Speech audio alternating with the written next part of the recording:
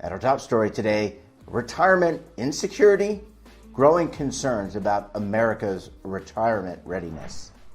And joining me now to discuss this and a lot more, John Lowell is a partner with October 3 Consulting, and Dan Doonan is the executive director of the National Institute on Retirement Security. Dan, John, great to see you again. Thanks so much for joining us on the program this morning. Thanks for having us, Jeff. Looking forward to it. Yeah, I appreciate the opportunity to join you. Yeah, Dan, it's been a while since we've caught up, but we're certainly glad to have you. And Dan, I want to start with you because National Institute on Retirement Security just released a survey, and it's Americans' views on retirement. And needless to say, it's not really retirement security, it's retirement insecurity in 2024. Yeah, that's right. This is a project we go back to every other year and ask Americans how they feel about retirement. And, you know, there's a lot of pessimism out there in terms of how Americans view our progress in getting ready for retirement. We see 81% feel like the nation has a retirement crisis. And, you know, the numbers are a little better when you ask people about their situation. But of course, we know about half of workers aren't in a retirement plan at work.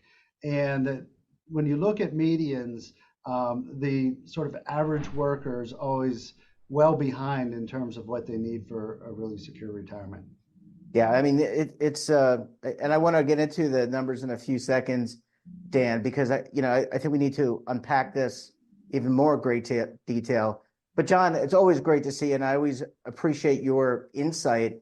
And I want to ask you, what are employers that read the NIRS report? So they read this report and they see this insecurity. I mean, it's entitled Retirement Insecurity for 2024.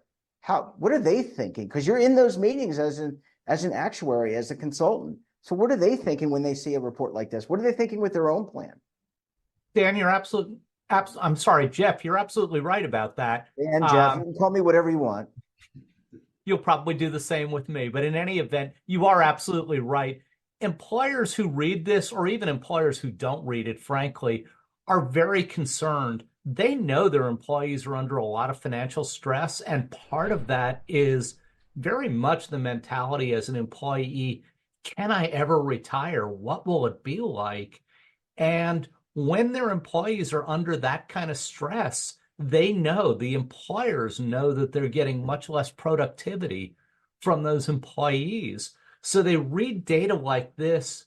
It probably, in a lot of cases, confirms their worst fears. And they're asking questions like, what can we do about that? And are there solutions that are really affordable for us because we do have a business to run? And are they sustainable? Can we put something in for 1 year and then we're going to have to kill it? Or are we going to have to go back and, make changes? But in a perfect world, we can implement something that will really last us for the long haul. Yeah, and Dan, I want to come back to you because it's always about the reaction of the employer and the reaction of the employee. And Americans in the survey, I should say, it's not just yours, it's NIRS. They express strong support for pensions. And we're going to talk to John in a second. IBM restarted its pension. There seems to be almost a renaissance, if you will. It's almost 17th century Italy, the renaissance, the rebirth of the pension. So there's a lot of support here for the pension and the pension-like payments that people have come to rely on. Yeah, and when you think about how pensions worked, someone was hired into a job, they did their job, and employers contributed. They set up every year with the help of folks like John. They take a look. Where are we now? What should we do to make sure that the plan is on track?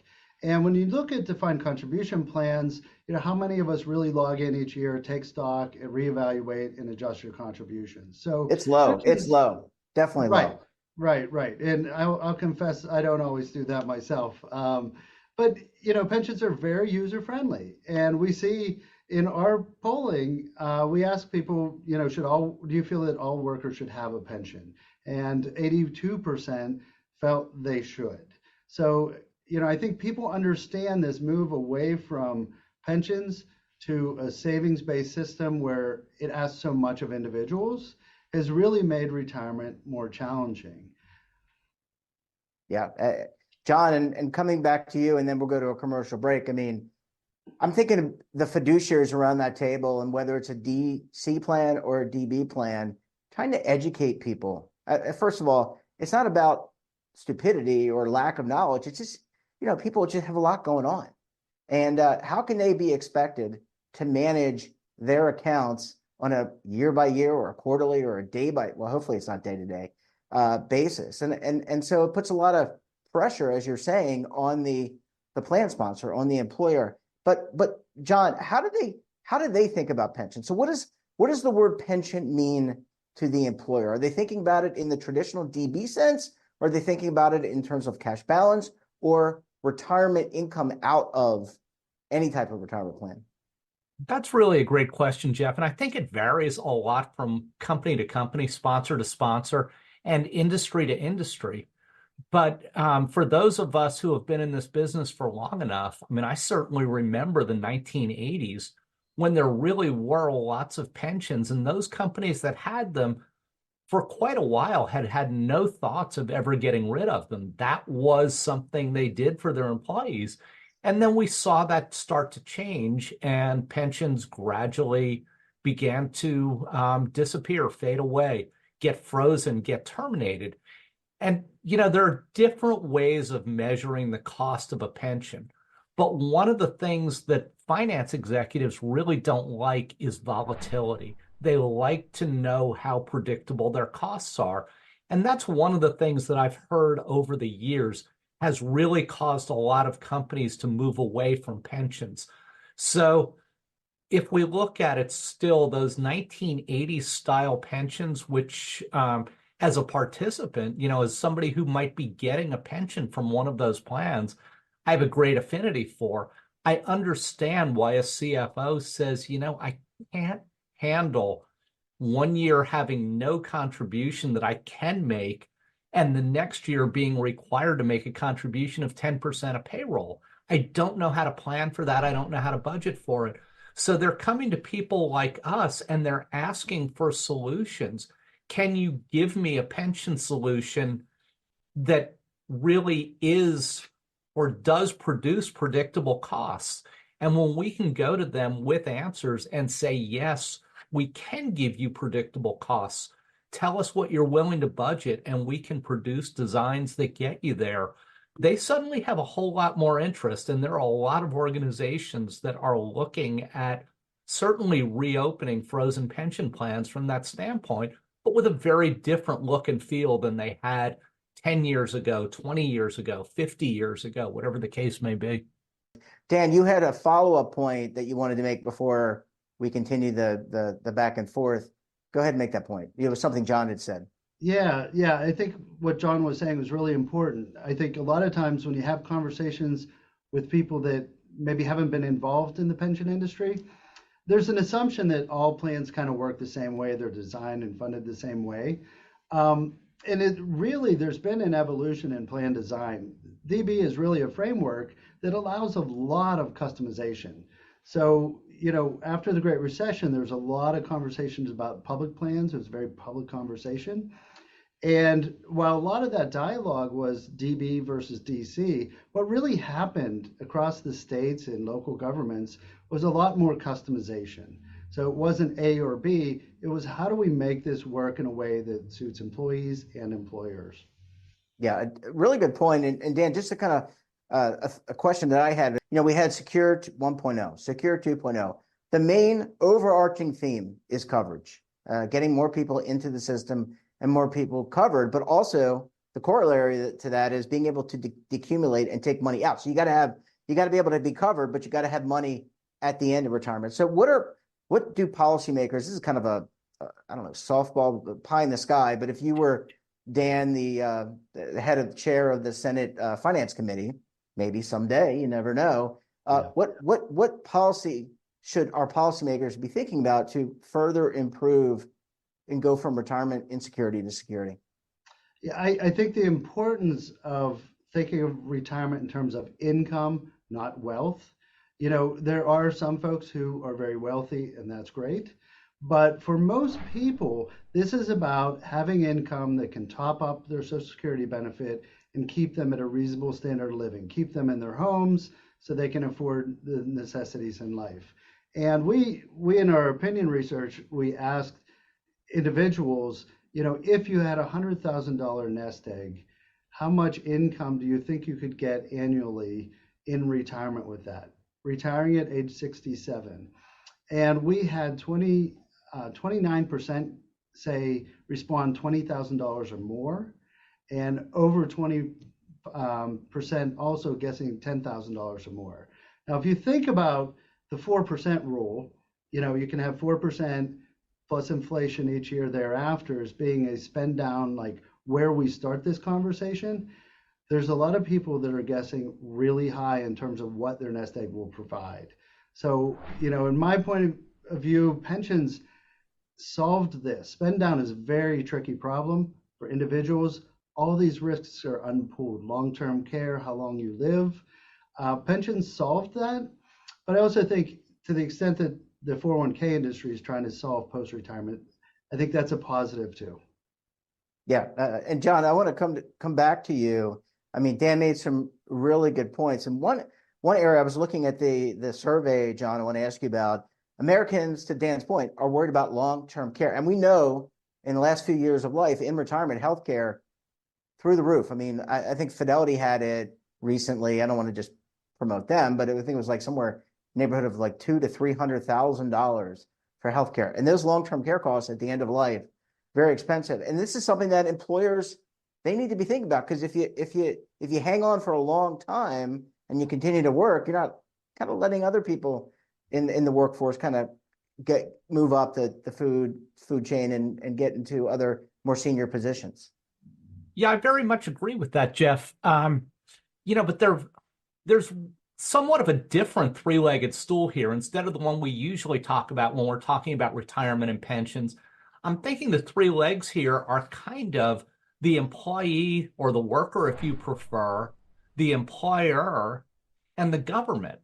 And the government plays a very major role in this, in that, yes, as an employer, you want to do what's right for your business. Good employers also want to do what's right for their employees.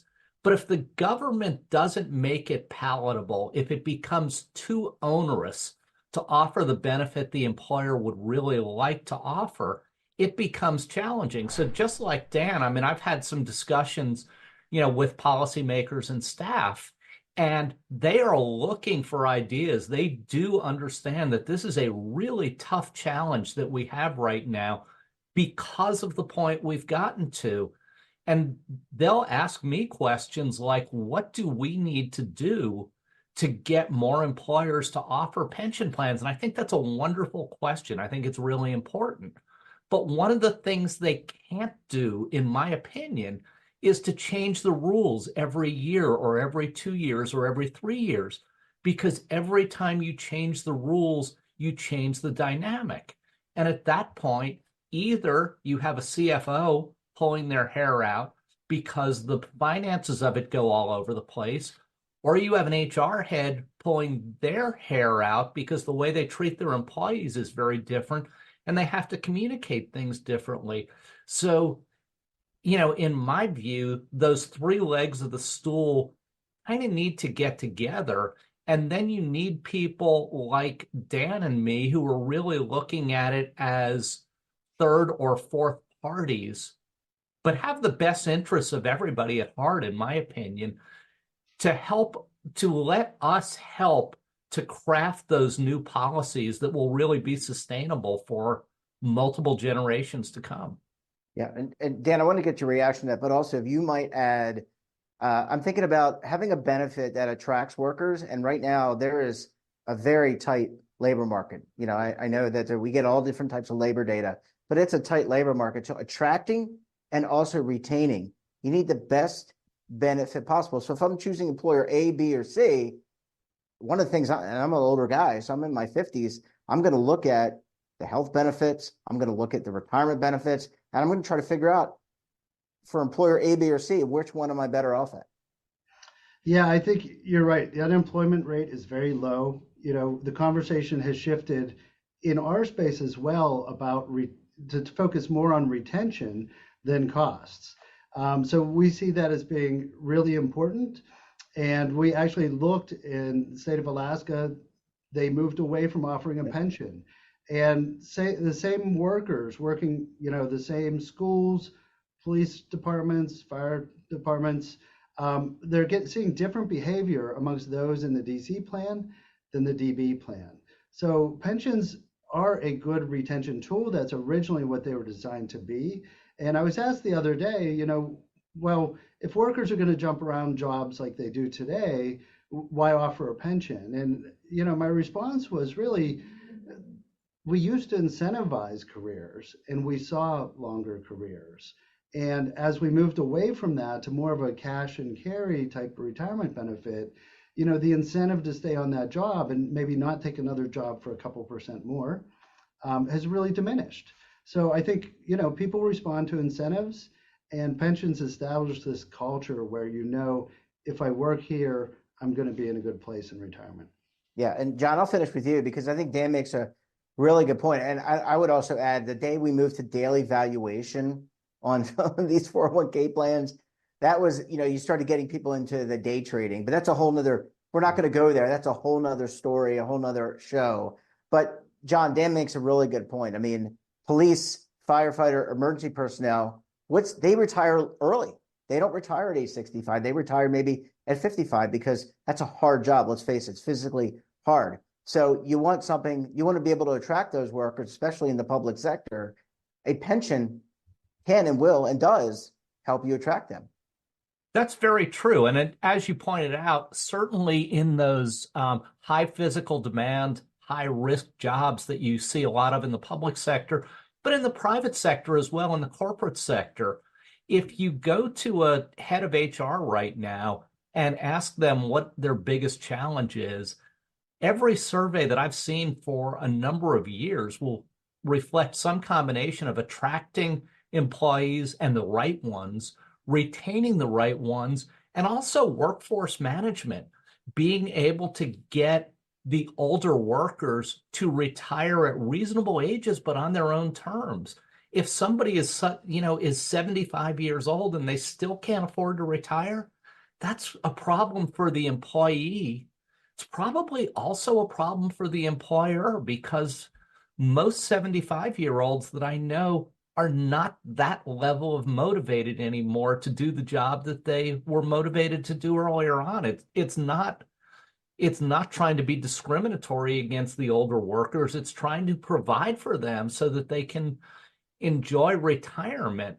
But, not only are HR heads making that their top priority, I've seen surveys over the last 2 or 3 years that those same things, attracting, retaining, and managing the workforce, have become the single top priority for CFOs in a lot of industries, the finance people, and it's because they realize the cost of unwanted turnover and having to use a word that I don't really believe is a word, but having to reskill existing employees so that you can keep your workforce moving it's incredibly high. But going back to the original theme, we really believe, and I think the NIRS data proves this to a very large extent, that pensions are in fact a great attraction and retention and workforce management device. But it's not necessarily the pensions of the 1980s. The workforce has evolved. Pensions have evolved with them. We just need to bring the two of them together in a better way. And I think we can do that. Yeah. Well, Dan, certainly great research. It's thought-provoking. And John, excellent analysis. Gentlemen, we're going to have to leave it there. Great to see you both. Thanks so much for joining us. And we look forward to having you back on the program again very soon.